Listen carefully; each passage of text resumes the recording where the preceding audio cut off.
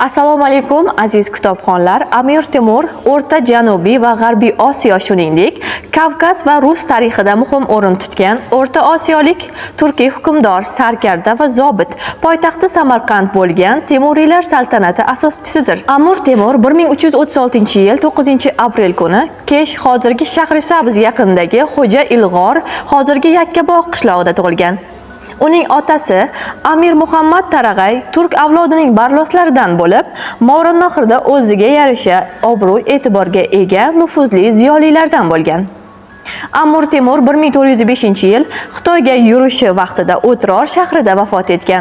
Biz esa joriy yilda 689 yilligi munosabati bilan Koson tuman axborot kutubxona markazimizda huquq-tartibot idora xodimlari bilan birgalikda davra suhbati tashkil etdik.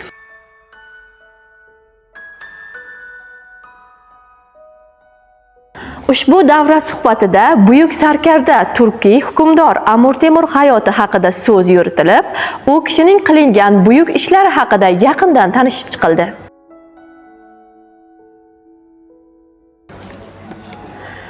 Buyuk saltanatni tikladi Temur. Istagi avlodim otsa zo'r tomir, mulki Turon dunyo uzugi bo'lib, xalqim osoyishta ko'rsaydi umr.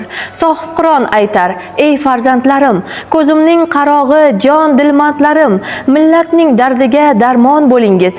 Bo'shashtirmang mening bo'g'in bandlarim. Adolat, ozodlik dastida bo'ling, yomonlik, razolat qasdida bo'ling. Nifoq tuxumlarin ekmangiz aslo, yaxshilik, ezgulik rostida bo'ling. Jahongir so'zidan yaxshilik bunyod, bizga mayyoq bo'lsin baxsh etib sabot. Avlodlar bizlardan olalsin o'rnak, shunda rizo bo'lur Temurdayin zot.